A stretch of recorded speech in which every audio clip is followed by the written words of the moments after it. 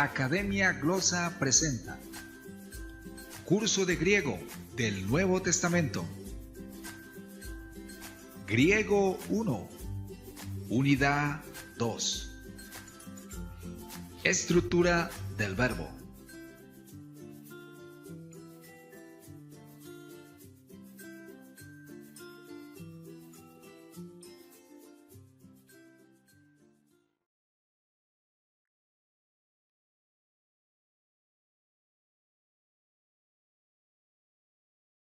Por ser la palabra más rica y más compleja en cualquier idioma, estudiaremos en este curso, en primer lugar, el verbo y sus características.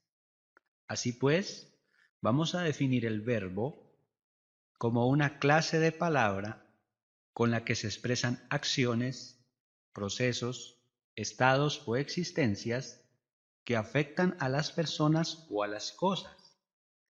Además que tienen variación de tiempo, modo, voz, número y persona, y que funcionan como núcleo del predicado. A continuación, vamos a mirar cada una de estas variaciones en el verbo. En primer lugar, tenemos el número. Y decimos que el número es aquel accidente que determina si el sujeto gramatical es uno o varios entes. Si se trata de un ente o un individuo, diremos que el número será singular. Si se trata de varias personas, de varios entes o de varias cosas, diremos que el número será plural. Veamos. Tenemos un ejemplo del número singular en Mateo capítulo 13, verso 34. Tapta panta elálesen ho Jesús en paráboles. Todas estas cosas habló Jesús en parábolas. Notemos que el verbo elálesen, en este caso, que es el singular del verbo laleo, que es hablar o decir. En este versículo el verbo laleo está conjugado en número singular, así que la traducción será habló. Decimos que está en singular porque se trata de un individuo al que se refiere este verbo, en este caso a Jesús. Él fue el que en tiempo pasado habló una serie de parábolas. Tenemos el número plural en Mateo capítulo 17, versículo 13. Tote, sunekan, himadete, jotiperi, Ioannu tu, baptistu, ipen aptis. Enseguida los discípulos comprendieron que les hablaba de Juan el Bautista. En este caso, el verbo sunekan, que es el plural para el verbo suniemi. El verbo suniemi es el verbo que se traduce por entender o comprender. Está conjugado en número plural, porque se dice que los que comprendieron, en este caso, fueron los discípulos, que se pudo haber tratado de dos o de más discípulos.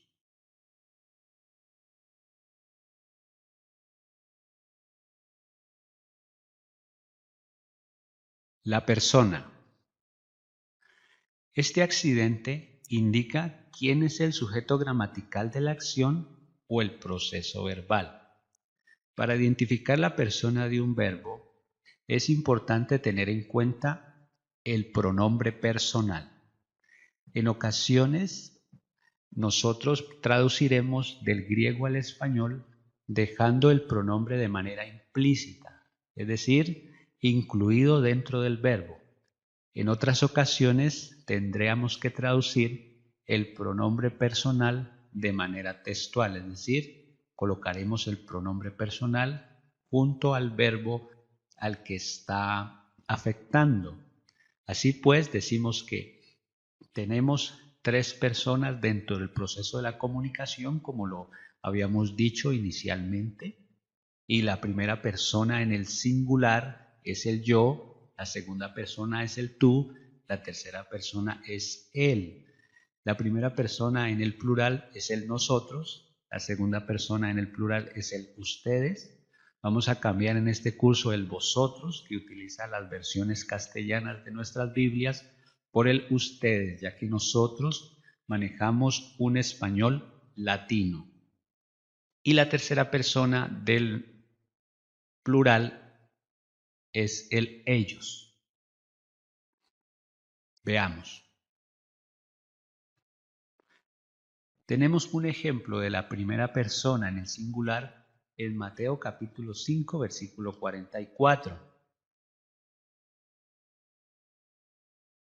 Ego de legojimin agapate tus ectus jimón. Pero yo les digo, amen a sus enemigos. Notamos en este caso el verbo lego, que es el verbo para decir o hablar. El verbo lego está conjugado en primera persona singular. Y aquí lo utiliza Jesús hablando en primera persona de sí mismo. Y Jesús se refiere a sus oyentes, en este caso a sus discípulos, y les dice, amen a sus enemigos. Él utiliza el pronombre personal, vemos el pronombre en rojo, el pronombre ego, que es el pronombre personal en la primera persona del singular, que se traduce como el yo. Así pues, vemos aquí el pronombre y el pronombre que afecta al verbo, que lo hemos traducido textualmente al español.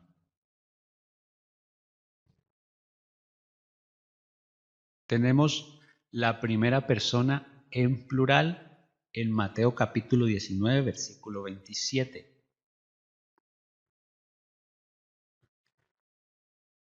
Jopetros ipen apto, idu gemis afecamen, panta que ecoludesamensi. Pedro le dijo, mira, nosotros dejamos todo y te hemos seguido. En este ejemplo encontramos el verbo afecamen, que es la conjugación en la primera persona plural del verbo afiemi. El verbo afiemi se puede traducir por despedir, dejar atrás o rechazar. En este caso, el verbo afiemi está conjugado en primera persona plural, porque en este caso Pedro toma la palabra y habla, y él no lo hace en primera persona del singular, porque si lo hubiera hecho de esa manera, hubiera dicho, Señor, yo lo he dejado todo y te he seguido. Más bien, él utiliza la primera persona, pero en el plural. Incluye a sus compañeros y dice, Señor, nosotros, es decir, los discípulos y yo, es decir, mis compañeros y yo, lo hemos dejado todo. Este es el ejemplo de la primera persona en el plural.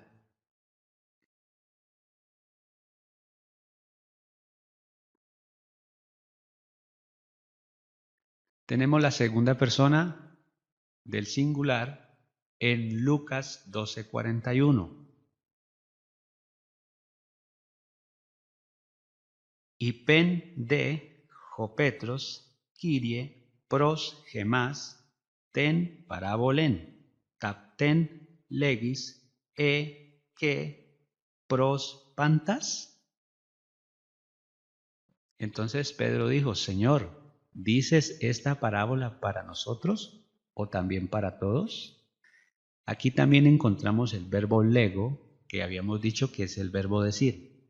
en este versículo, este verbo está conjugado en segunda persona singular. Entonces el verbo se está refiriendo a Jesús. Es Pedro quien, refiriéndose a Jesús, le hace esta pregunta. Si quisiéramos, también pudiéramos traducirlo textualmente. Entonces quedaría el versículo: entonces Pedro dijo, Señor, ¿tú dices esta parábola para nosotros o también para todos? Como podemos ver, de las dos maneras es correcto traducirlo, bien sea traduciendo textualmente el pronombre personal, que es tú, o dejándolo implícito dentro del verbo.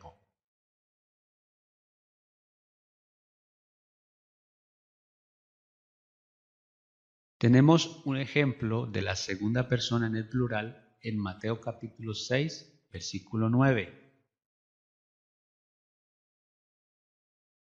Jutos un prosepgeste, gimis.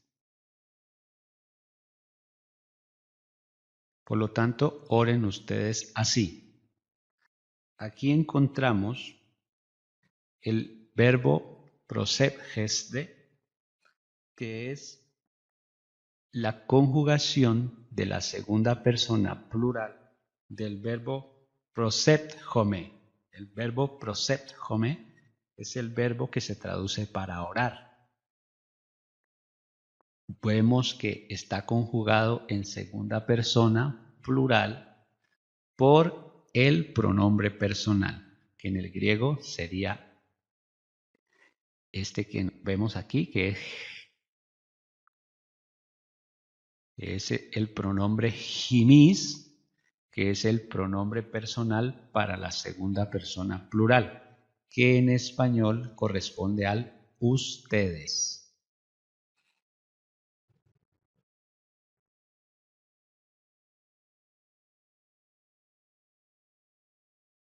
Tenemos un ejemplo de la tercera persona en el singular en Juan capítulo 1, versículo 14. Que logos sarx egeneto. Y el verbo se hizo carne. Tenemos el verbo egeneto, que es el verbo conjugado en la tercera persona del singular del verbo ginomé.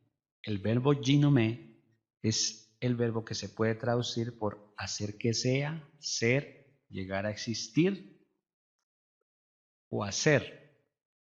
Entonces lo traducimos se hizo, porque este verbo aquí, además de ser la tercera persona singular, es un verbo que está en voz media. Y eso lo vamos a mirar más adelante. Por eso se traduce se hizo, por ser un verbo en voz media.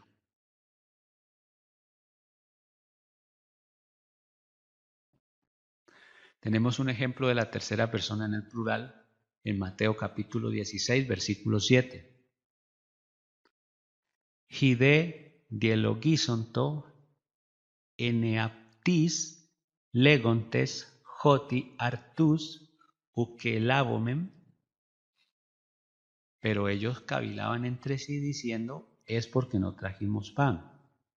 Aquí el verbo dialogisonto, que es la conjugación del verbo dialogizomé.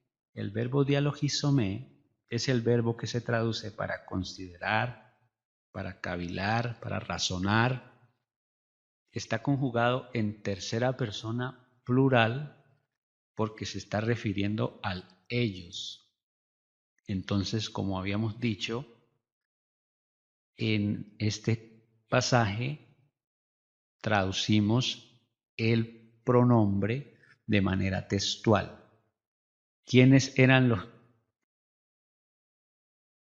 los que cavilaban, los que razonaban? Eran ellos. Y el ellos corresponde a la tercera persona plural. De acuerdo al contexto, nosotros podemos saber de quién está hablando el pasaje, porque ellos puede referirse a los discípulos, puede referirse a los fariseos, puede referirse a un grupo en específico. Entonces, del saber quiénes eran ellos, lo determinará el contexto.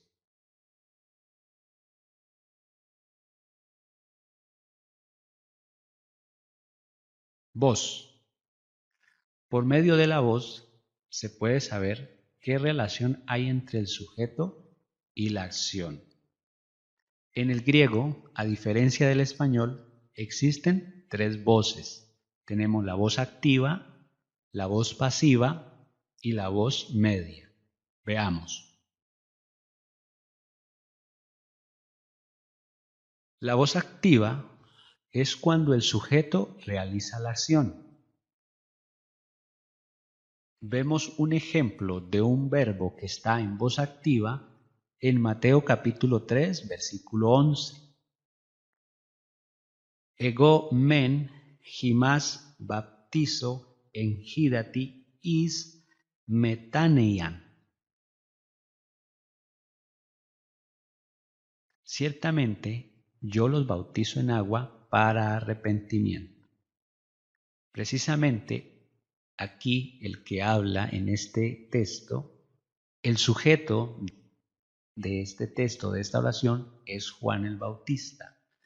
Y precisamente utiliza el verbo bautizo para decir que es él el que realiza esta acción. Entonces, este verbo está en voz activa porque era Juan el que estaba dando este discurso y se estaba refiriendo a una población en específico y les dice, miren, efectivamente yo los bautizo a ustedes en agua para arrepentimiento. Es decir, Juan, que es el sujeto, estaba realizando o realiza la acción. Esa es la voz activa en el griego. Tenemos la voz pasiva.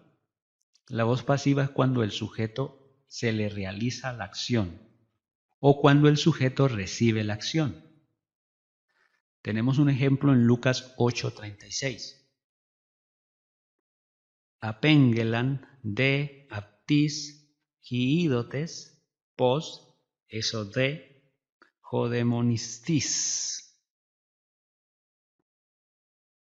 Y los que lo vieron avisaron cómo había sido salvado el endemoniado. En este caso encontramos el verbo soso. El verbo soso es el verbo que se traduce para salvar, liberar o rescatar. Está conjugado en voz pasiva. ¿Por qué? Porque lo que dice el texto, refiriéndose aquí a un endemoniado, es que él fue salvado o él fue salvo o él fue liberado y que precisamente él recibió esta acción de parte de otra persona. En este caso fue Jesús, fue el poder y la misericordia de Jesús las que obraron en este individuo con esta patología. Entonces lo que nos enseña la voz pasiva es que el sujeto que está afectado por el verbo no realiza la acción, como en el caso en la voz activa, que era Juan el que decía yo los bautizo a ustedes. En este caso al sujeto se le realiza la acción o el sujeto recibe la acción. Ese es un ejemplo de un verbo en voz pasiva. En la voz activa el sujeto realiza la acción. En la voz pasiva, el sujeto recibe la acción. Tenemos la voz media. Y la voz media es cuando el sujeto realiza y recibe la acción al mismo tiempo. Veamos. Lucas 15:18. Anastás porepsome pros ton pateramu que epo apto. Habiéndome levantado, me iré a mi padre y le diré. Entonces, en la voz activa el sujeto realiza la acción. En la voz pasiva el sujeto recibe la acción. Y en la voz media el sujeto realiza la acción y a la vez es afectado por la acción. Como en este caso, hablando del hijo pródigo, dice, habiéndome levantado, está haciendo este raciocinio y dice, bueno, yo me voy a levantar y me voy a ir. Entonces el verbo porépsome,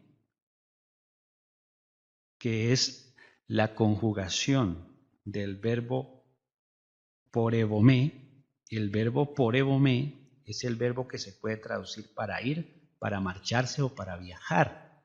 Entonces está conjugado en voz media. Por eso lo hemos traducido como me iré. Entonces la voz media me da esa idea. El ejemplo más común del uso de la voz media en nuestro lenguaje coloquial sería cuando utilizamos verbos, por ejemplo, cuando decimos me lavo las manos, me baño, me visto. Todo lo que está relacionado con el sujeto y que a la vez repercute en el sujeto, son verbos, son acciones que están conjugados en voz media y que tenemos que tenerlas en cuenta en el momento de la traducción. Tenemos el tiempo. Este accidente indica el aspecto de la acción más que el momento en que ocurre. En el griego koiné, que es el griego del Nuevo Testamento, existen 6 tiempos distintos. 3 de ellos se denominan los tiempos primarios y los otros 3 son los tiempos secundarios. Los tiempos primarios del griego koiné son los mismos tiempos que manejamos en el español, con la diferencia de que en el griego koiné no tenemos el tiempo pasado. En vez del tiempo pasado se maneja el tiempo perfecto.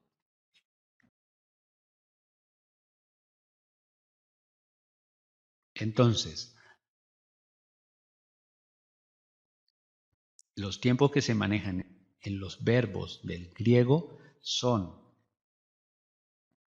el perfecto, que es nuestro pasado, el presente y el futuro como tiempos primarios. Los tiempos secundarios son el aoristo, el imperfecto y el pluscuamperfecto. Estos 3 últimos son una especie de pasado en nuestro español. Vamos a observar.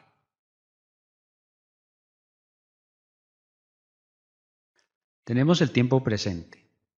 En el tiempo presente decimos que la acción es vista en su desarrollo. Un ejemplo de ello está en Mateo capítulo 4, versículo número 17. Apo tote ersato o Jesús kerusin que legin metanoite engiken gar gebasilia. Desde entonces comenzó Jesús a proclamar y decir: deben arrepentirse porque el reino de los cielos se ha acercado. En este versículo encontramos 3 verbos distintos que están conjugados en tiempo presente. Tenemos el verbo keruso, que es el verbo que se traduce para proclamar o anunciar, el verbo lego, que es el verbo hablar o decir, y el verbo metanoeo. El verbo metanoeo se traduce por cambiar de pensamiento o arrepentirse. Estos 3 verbos están conjugados en tiempo presente. ¿Cómo nosotros sabemos cómo vamos a identificar cuando un verbo cuando está conjugado en plural, en singular, cuando su tiempo es presente? Sencillamente teniendo en cuenta los elementos de la morfología.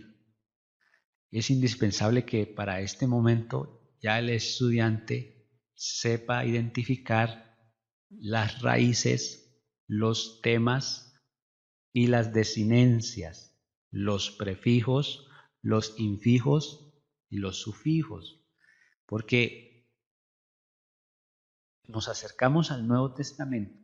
Vamos a encontrar, por ejemplo, aquí en Mateo 4:17, lo encontraremos así. Entonces, aquí tenemos 3 verbos: keruso, lego y metanoeo.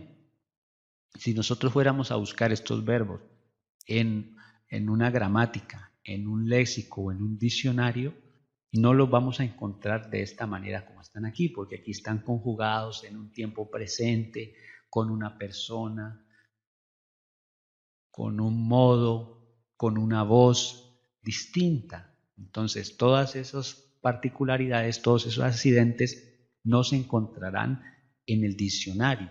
Si yo quiero saber qué traduce la palabra querusín, yo tengo que saber a qué morfema se refiere esa palabra. Entonces, si yo ya sé que querusín es el morfema para el verbo queruso, entonces lo que tengo que hacer es buscar el verbo queruso en la concordancia y ya ella me va a decir que el verbo queruso es el verbo proclamar o anunciar o predicar. Entonces, lo que nos determina cómo está conjugado un verbo, cuál es su tiempo, cuál es su aspecto, cuál es su modo, cuál es su voz, cuál es su persona, son estos cambios en sus desinencias, en sus infijos y en sus sufijos y en sus vocales temáticas. Lo que nunca va a variar en cualquier palabra, bien sea un verbo, un sustantivo, un adjetivo, es la raíz. Entonces, si nosotros identificamos las raíces, no vamos a tener ningún inconveniente para buscar el significado de cualquier palabra en el diccionario, en la concordancia Strong o en cualquier gramática o léxico que nosotros tengamos a la mano. Avancemos. Tenemos el tiempo imperfecto. En el tiempo imperfecto, la acción es vista en su desarrollo en un pasado. Miremos un ejemplo en Marcos capítulo 1, versículo 13. Que en te eremo teseraconta, gemeras, pirasómenos, hipo tu satana, que en metaton, therion, que hiangeli, dieconum apto. Y estuvo en el desierto 40 días siendo tentado por Satanás, estaba con las fieras y los ángeles le servían. En este caso también tenemos tres verbos que están conjugados en tiempo imperfecto. Tenemos aquí el verbo en, que es la conjugación del verbo imi. El verbo imi es el verbo que se traduce para ser o estar y es similar al to be del inglés. El verbo imi, conjugado en tiempo imperfecto, lo podemos traducir como es el verbo ser o estar. Entonces se puede traducir por estuvo o era. Y está en dos ocasiones en este versículo. Entonces en la primera lo traducimos como estuvo, de lugar, y estaba. El tiempo imperfecto da una apariencia o da una forma de un tiempo pasado. Como les dije, el imperfecto es un tiempo secundario del griego y en nuestro español se puede relacionar con el pasado. El verbo diaconum, que es el verbo para diaconeo, el verbo diaconeo es el verbo para servir, cuidar o atender. Entonces se dice que en un tiempo en específico, es decir, en un tiempo atrás, Jesús estuvo 40 días y que en esa estadía él estaba acompañado de animales salvajes y que en esa situación los ángeles le servían, tiempo pasado. Ese es un ejemplo del imperfecto al traducirlo a nuestro idioma. El tiempo aoristo. En el tiempo aoristo la acción es vista como completa. Miremos un ejemplo en Juan 11:35. Edacrisen ho Jesús. Jesús lloró. En este caso, el verbo edacrisen es la conjugación del verbo dacrío. El verbo dacrío es el verbo para llorar. Está conjugado en un tiempo aoristo, es decir, en una acción que fue en un momento específico donde Jesús lloró, en el momento en que Él se acercó a sus amigos y al ver la situación de su amigo Lázaro, pues Él lloró. Veamos otro ejemplo del verbo auristo en 1 de Pedro capítulo 3 versículo 15. Kyrion de ton Christon hagiásate, entis cardiasis himon getimi ai pros apologian panti to etunti himas logon peri tes en himin elpidos. Más bien santifiquen a Cristo como Señor en sus corazones, preparados siempre para presentar defensa a todo el que la pida acerca de la esperanza, pero con humildad y respeto. El verbo hagiazo está conjugado de tal manera que su tiempo es un auristo. Este verbo en este versículo es un auristo. Se traduce santifiquen porque el auristo no siempre lo vamos a traducir como pasado, solamente en el indicativo y en el participio el modo auristo no indica tiempo. Eso con la práctica lo iremos aprendiendo de una manera más adecuada. Tenemos el tiempo perfecto.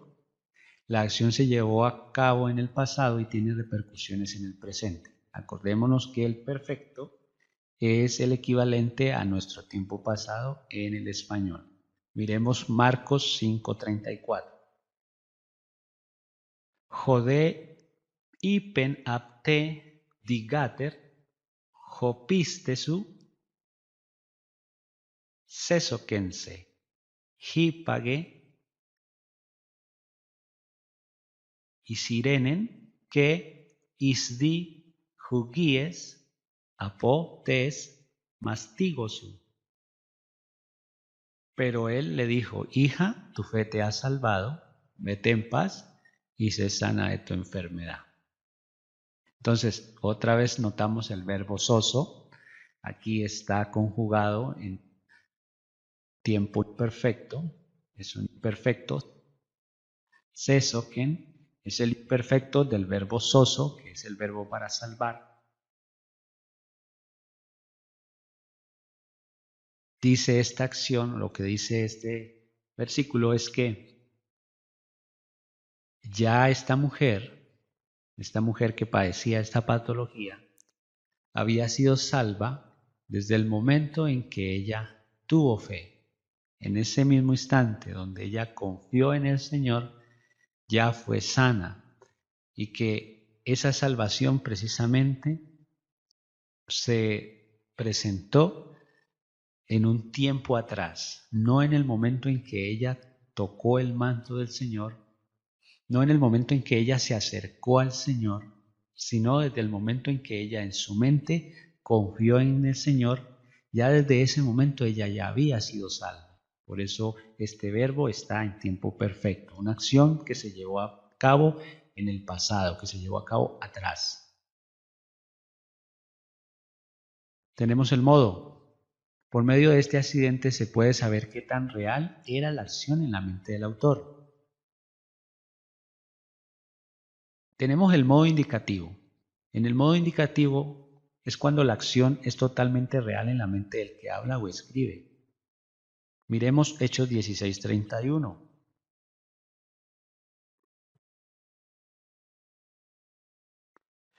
Ide ipan pistepson epi ton kyrion iesun que sodese su que joicosu. Ellos pues dijeron: cree en el Señor Jesús y serás salvo tú y tu familia. Otra vez encontramos el verbo soso. El verbo sotese es la conjugación para el verbo soso. El verbo soso es el verbo para salvar, rescatar o liberar. Este verbo sotese es un indicativo. ¿Qué quiere decir eso? Que lo que el autor da a entender al utilizar este indicativo es que la salvación es un acto real, es la realidad de la salvación. Es el modo, sirve para indicar o para saber que la acción es una realidad en la mente del escritor. Para el escritor la salvación no es un ideal, para el escritor de Hechos no es una utopía, no es una filosofía. Para el autor la salvación es una realidad, por eso en este caso utiliza el modo indicativo. Tenemos el modo subjuntivo. El modo subjuntivo es cuando la acción es un deseo, una esperanza o una posibilidad en la mente del autor. Un ejemplo de ello es Mateo capítulo 7, versículo 1. Mateo 7:1 dice: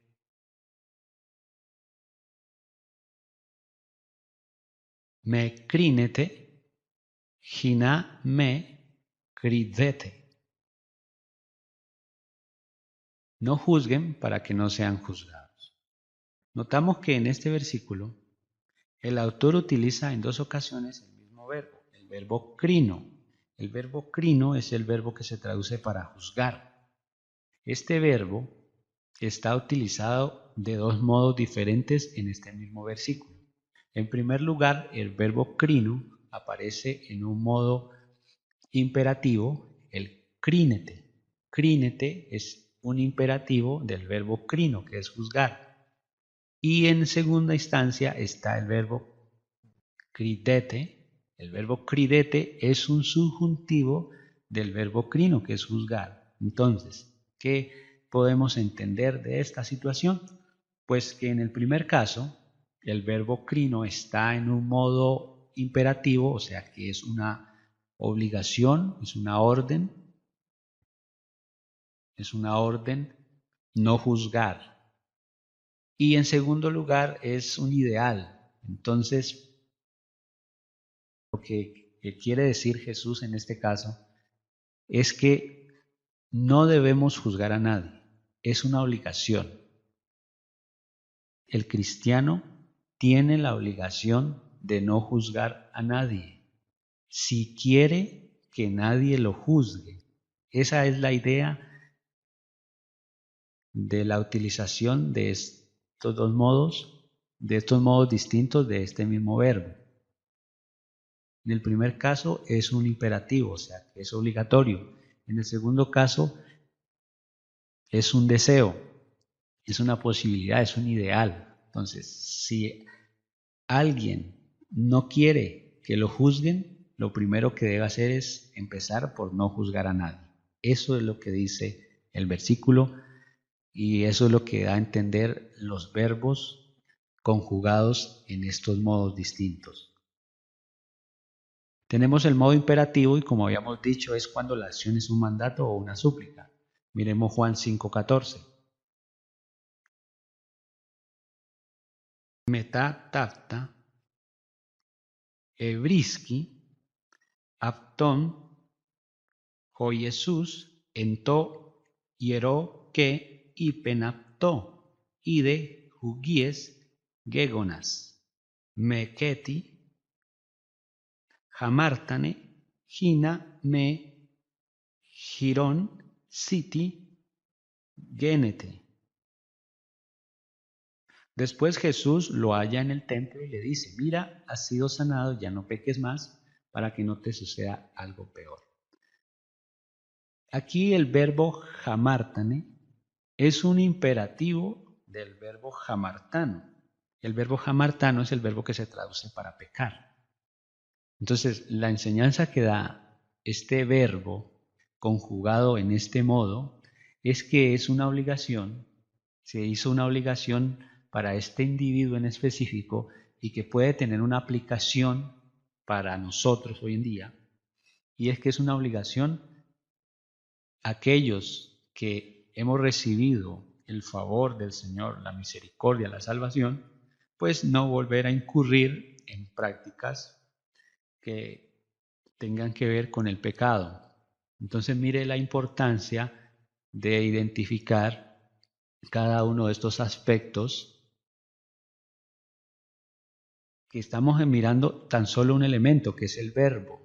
Mire toda la enseñanza que podemos obtener si nosotros manejamos bien toda esta teoría acerca de los modos, porque en este caso el modo imperativo nos dice que es una obligación y de aquí podemos partir de una teología y esa teología es no volver a practicar el pecado, esa teología es que el creyente debe estar libre de pecado porque se le hace obligatorio que aquel que recibió la salvación del Señor no volver a incurrir en lo mismo.